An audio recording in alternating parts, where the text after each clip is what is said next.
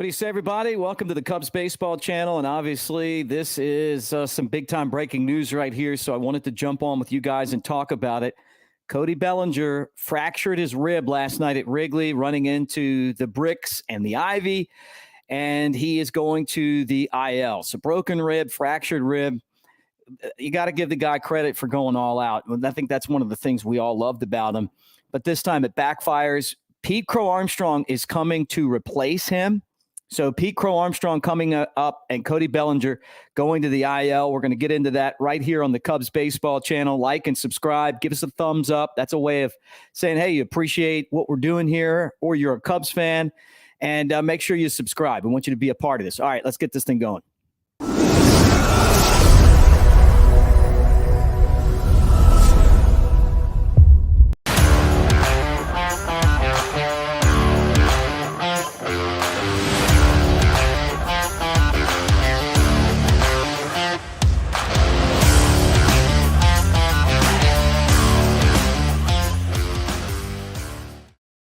All right, guys, what do you say? Mick Gillespie here on the Cubs Baseball Channel, and we're on here too much for injuries because now the Cubs have lost another major piece of the puzzle. As I mentioned before, and you guys might have heard already on the score 670 in Chicago, it was revealed that Bellinger is going on the IL.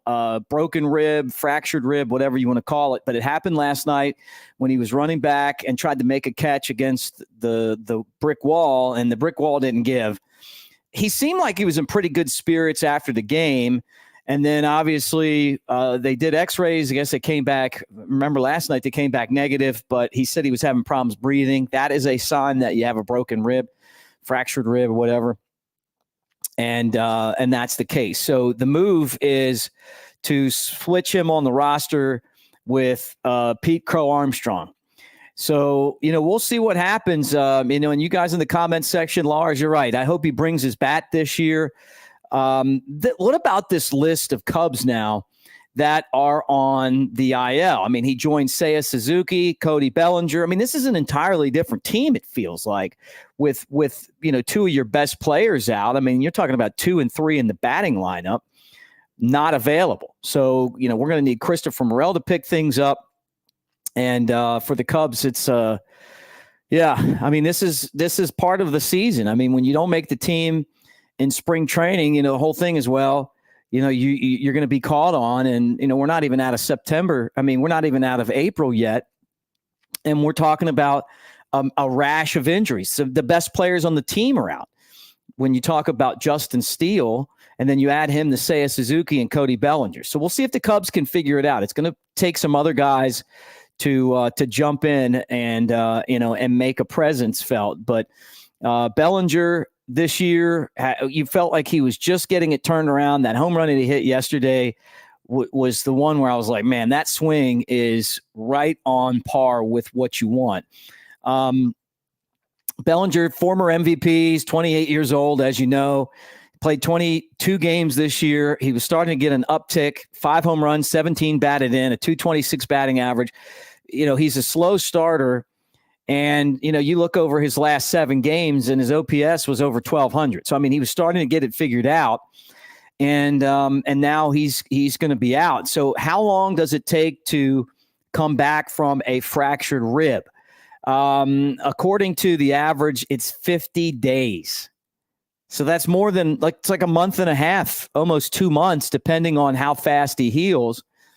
So not going to have him available. Now, Pete Crow-Armstrong got to the big leagues last year. He was 0 for 14 at the plate, had 3 walks, 2 stolen bases, never got that hit. I think he's going to get that hit pretty quick. And he's been struggling in AAA. He's only hitting 200 there in 19 games. So, this is a guy who really needs some early confidence to get going. And, and you're hoping that for the Cubs that, Pete Crow-Armstrong is able to do that. So there's a lot of hoping going on in here. But, at the same time, you're missing now some of the biggest cogs that you have in the, on the lineup. Lars says he had some tightness walking this morning. He's going on the IL. Everybody's going there right now. So many injuries, insane. Hopefully PCA has better numbers than number 52. Doesn't look right on him. Yeah. And, it's funny how they give the numbers out. Like Rhino said he showed up. I said, where did you get 23? And he said, well, Yosh gave it to me when I showed up. So it was just going to be 23. Back then you didn't really get to pick your number. I think Pete Crow-Armstrong is like a number 00 or a 1 or something, like he's a speed guy. And part of this is with Holywood Pete, I just feel like he came in with high expectations to make the team out of spring training. And then he struggled in spring training and they signed Cody Bellinger. And then it was apparent to a lot of people. I was kind of one of the last to say, hey, he's not going to make the team. I thought he was still going to figure out a way to make it. But when they announced that Tauchman was making it, I guess it really set up basically the scenario that he was going back to AAA. And so he joins Matt Mervis, and you really want to see those guys get going. I mean, because the Cubs are going to need them right now.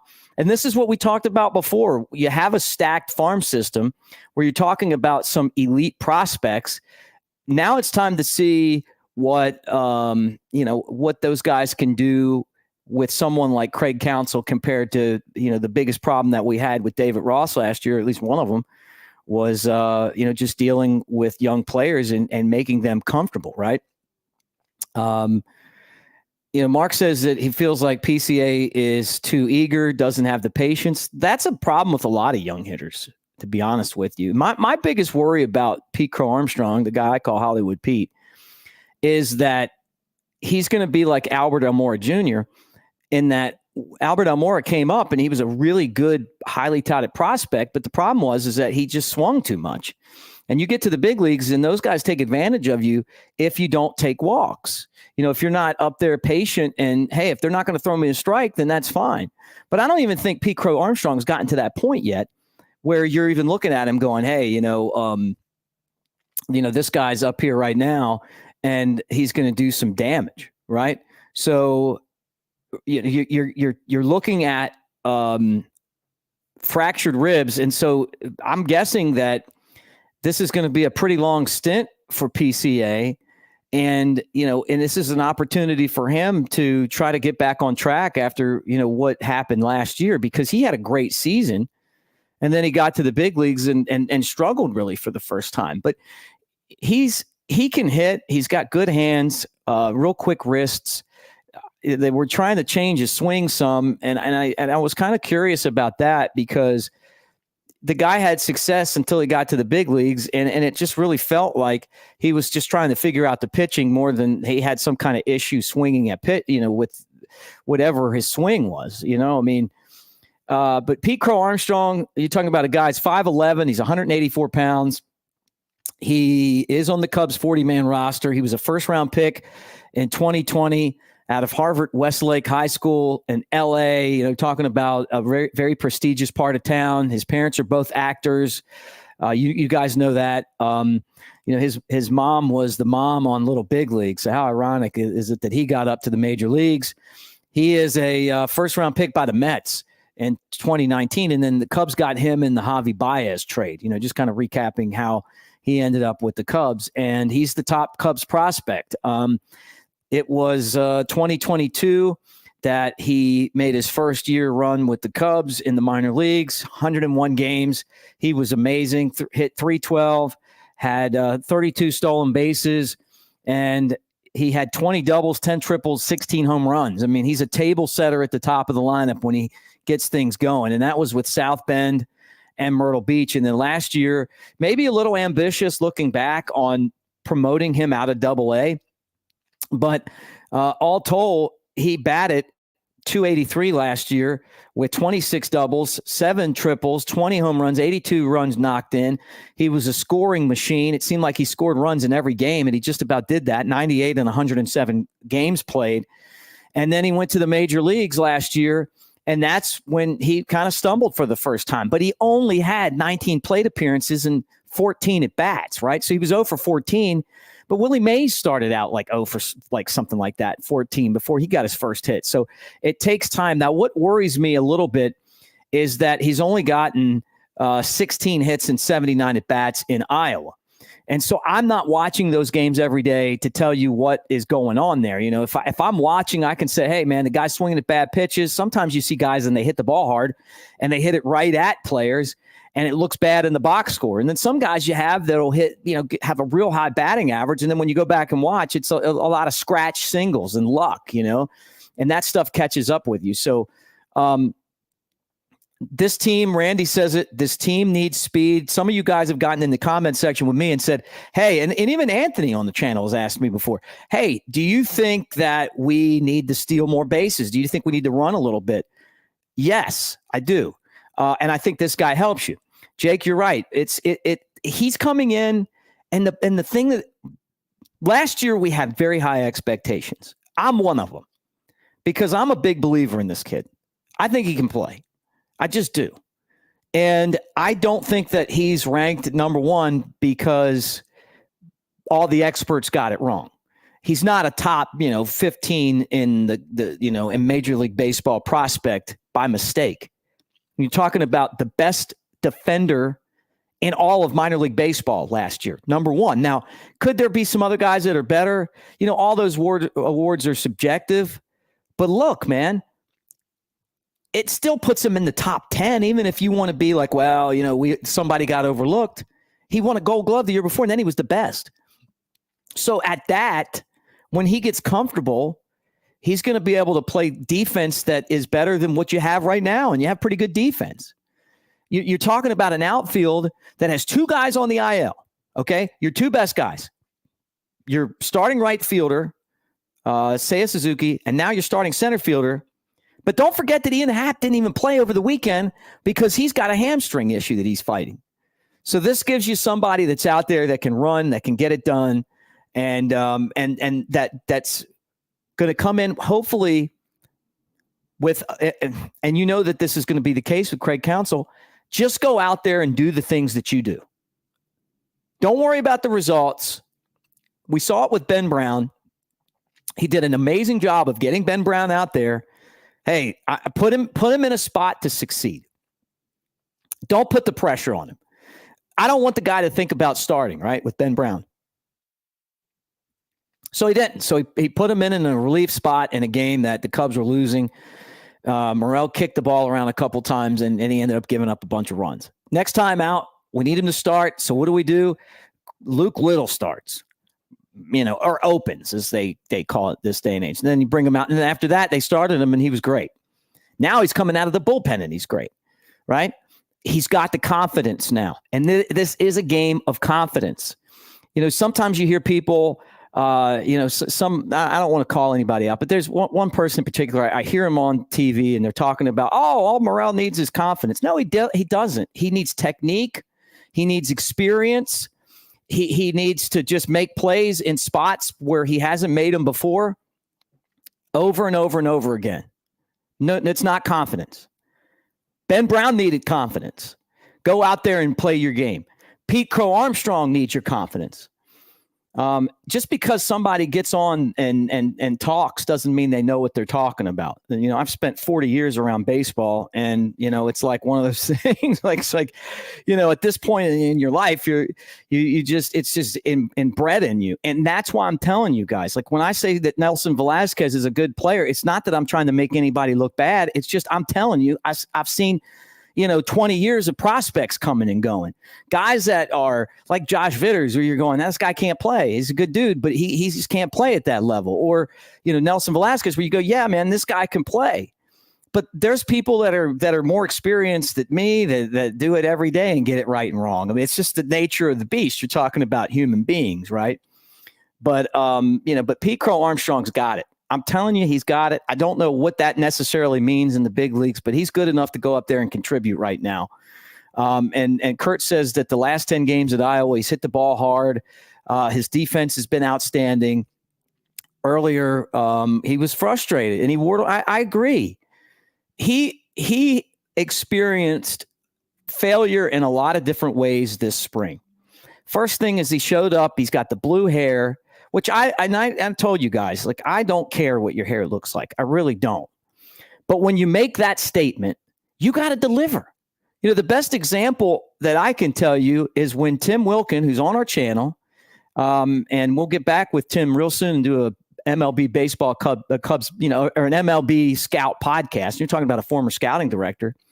He's telling me about this high school kid in Jacksonville that he thinks the Cubs are going to sign, and they signed him. They drafted him, and he's telling me I'm going to love the guy, and he was right.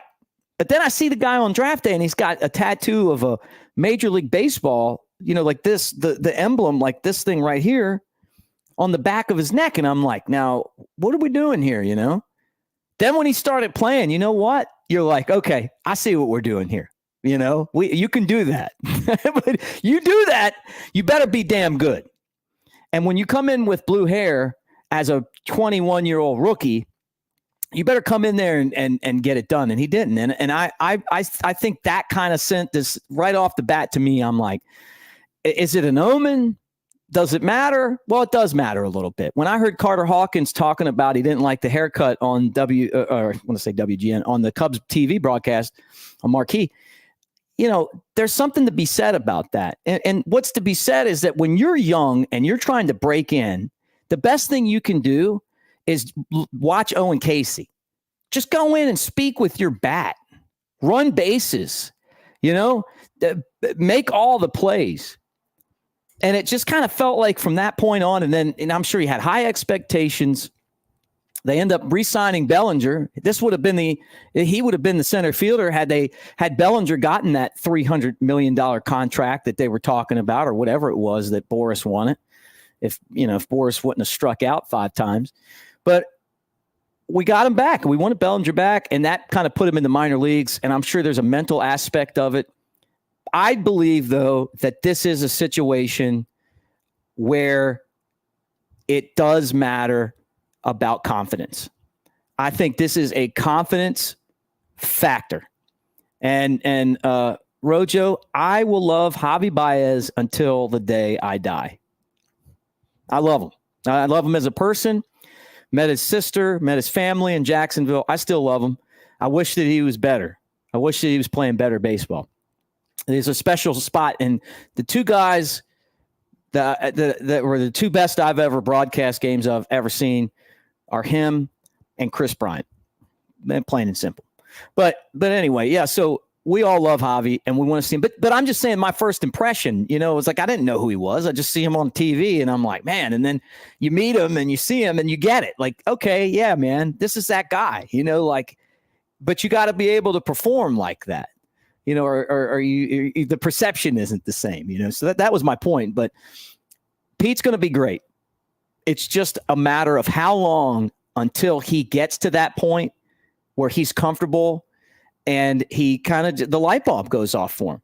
The problem that the Cubs have is they need that light bulb to go off right now or sometime soon, but they got to do it in a way where never don't wear your Baez jersey.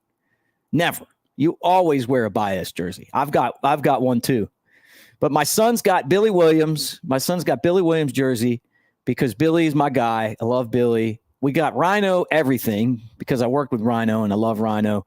And then we got a Chris Bryant jersey. So we got Chris Bryant, but I would have got a Hobby, just it didn't fit him. So he's got Chris Bryant pinstripe, Billy Williams blue, like so fun. But I hope Javi gets a turnaround.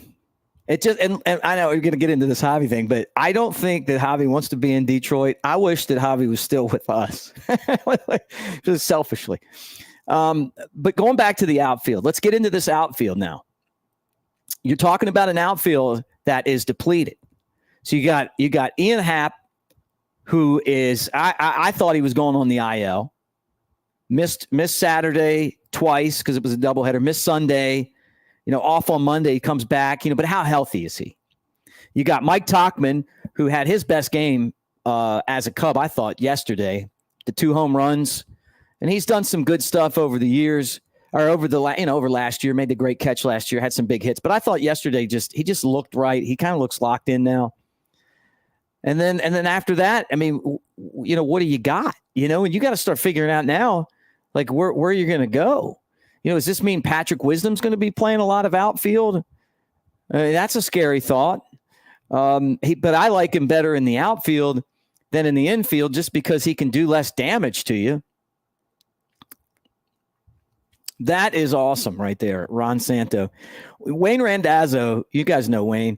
He said he was teasing me, and he was telling me he was going to give me a Ron Santo autograph because he had extras, but then he never gave it to me.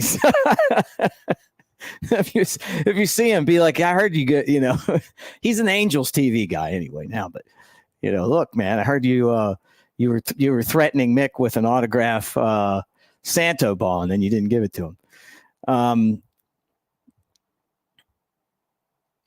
Rhino's awesome, man. So is Walter Payton. That's like the 80s, 90s, right? Some heyday back there. But just going back to the outfield, if something else happened, I mean, now, what is it? Peralta, maybe you bring him up. I want to pull up the 40 man just to kind of get an idea of, what we're looking at here. Because some guys can play, some guys can play outfield. Miles Masterboni isn't, he's not on the team right now, but he's a guy who could play outfield if you needed somebody, right? But here we go. Okay, I just want to make sure I get all these guys right. Okay, so you got Bellinger on the IL. Oh yeah, Alexander Canario. You're going to need a lot of Canario, but he's solid. We're in good shape. Okay. Brennan Davis is on the 40 man. And he's finally back in AAA. He's a guy that might get a shot, just because he's on the 40 man, and the Cubs have been hanging on to him for a long time. And he's been hurt and everything else. You got Ian Happ, you got Seiya Suzuki on the IL, Mike Tauchman, and then Patrick Wisdom. So, that's your outfield would be right now. It's Canario, Pete Crow-Armstrong, Ian Happ, Mike Tauchman, and then, Patrick Wisdom. And of those guys, you guys, I've talked about it before. I like Wisdom at the plate. I like him up there against lefties, but I don't like him in the field. He makes me nervous every time the ball gets hit. Okay, and then Craig's like, okay, let's talk about guys that aren't on the 40-man roster, right? You want to know guys that aren't on the 40-man roster. Let me pull up the Iowa roster because I want to see who the Cubs have on there, because I think Peralta is on there, and I'm guessing that he may be, if Pete Crow-Armstrong comes up and really struggles, then he could be a guy that the Cubs look to. And I don't know how the development – remember, he had arm surgery in the offseason. Had those great years with the Diamondbacks, and then, kind of – struggled last year with the Dodgers, but outfield in AAA, Owen Casey, who I believe in, Brennan Davis, Darius Hill. They're not the Cubs aren't as big on Darius Hill as I am. I love Darius Hill, and then David Peralta. So David Peralta is up there. We'll just have to kind of keep an eye on him. He's definitely someone that the Cubs could bring up. I mean, he's got all that big league experience. And he looked pretty good at the plate during spring training. So far this year, let's see what he's doing. We're talking about hitting 200 in Iowa, and he's got only 8 games played, 5 hits and 25 at bats. Right. So we'll see. But I mean, he's someone that, that could possibly be an option, if you needed him. So, yeah, thank you for the Canario. I see that on here. Go through your comments. You guys have any questions, anything you kind of want me to get into when it comes to this roster move? But again, the move right now, guys, and I'm sure a lot of you have heard this, is that Pete Crow-Armstrong is coming up to the big leagues, and it's going to be 50 days or more to rehab, to heal and rehab from fractured ribs for Cody Bellinger. And you hate that he got hurt, but you know what I don't hate is the fact that the guy literally would run through a wall for his team. The problem is that walls don't give way. But I love Cody Bellinger, and I just hope – I don't want him to come back too soon. All right, I'm putting this up here because as your host, as your humble host here, I realize that everyone wants to talk about what jerseys they wear. So Cassandra says that it's a Mark Grace jersey. I loved Gracie too. You guys know that. I've talked about it before. I'd learned how to play first base because of him. So you guys want to get on there and put in the comment section what your favorite Cubs jersey is, then we'll talk about that kind of as a sidebar as we get into Pete Crow-Armstrong coming up and Cody Bellinger going on the IL with a fractured rib. And also, let me ask you guys to do this again. Please like and subscribe to the channel and give us a thumbs up, man. There's over 250 of you guys here right now. That's second. And a thumbs up means a lot, because we pop up and do these shows, and that's kind of how we get paid, by people watching. So when you do that, it hits the algorithm and gets this thing going a little bit. So, but thank you for hanging out here. All right. Running through it one more time. Cubs on the IL right now. You got some of the best players on the team are out. Justin Steele, who is set to pitch on Friday in some kind of a sim game, from what I understand. He threw off the mound a couple of days ago at Wrigley. Okay. You got Cody Bellinger, cracked ribs, running into the wall last night. It's going to be 50 days. You got Seiya Suzuki, with the muscle pull in his leg. He's going to be out, started to do light baseball activity. So that's where we are with our three best players. Jamison Tyone just got back. He's pitching tonight, which is good. And then Justin Smiley and Kyle Hendricks went on the IL yesterday. So now you're talking about 5 of your best players. Now, Hendricks hasn't been his best this year, so it's probably going to it'll help the team for him to go get figured out what what the issue is. And we'll see what happens there. All right, let's go back to the jerseys. One of my all-time favorite Cubs, the Hawk, man, that great jersey. I remember watching that 87 season. Remember when he got beamed and then Sutcliffe went over and told him who hit him? And then he got up, and it was like watching a fight in the backyard. Like he got knocked out, and then he got unknocked out, and then he was looking for somebody.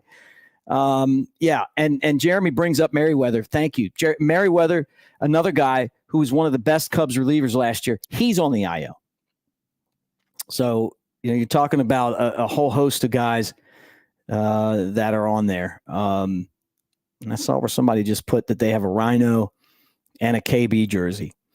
Starlin Castro. Yeah. Always loved Starlin Castro too. And looking at, Starlin Castro, DJ LeMahieu, who was with the Cubs, one of the worst trades we ever made, traded him to the Rockies for a couple bags of balls, and that guy's won 2 batting titles, but he's been in rehab.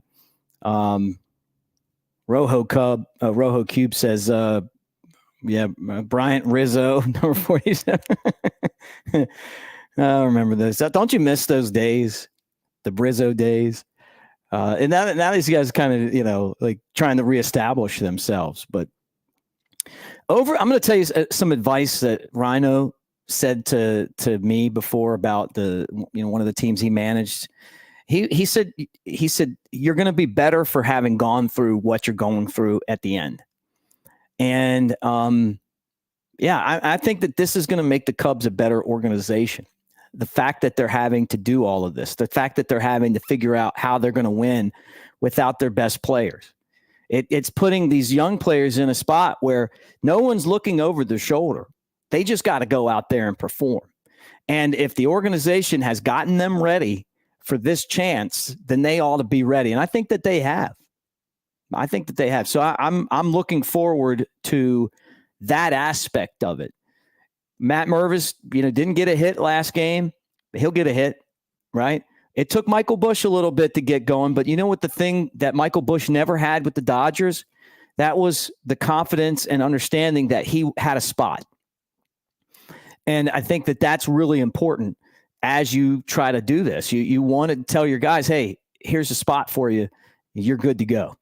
So anyway, that's where we are right now. All right, guys, look, I think we've done a half hour on here talking about it. I miss those guys too. Cubs play tonight. Let me throw that up for you. We'll talk about that before we get out of here. and it is going to be a 6:40 game against the Astros. We previewed it on the channel earlier today, and I appreciate all you guys for watching that. And don't forget, man, if you got a couple minutes, watch the Matt Shaw interview, watch the Cade Horton interview.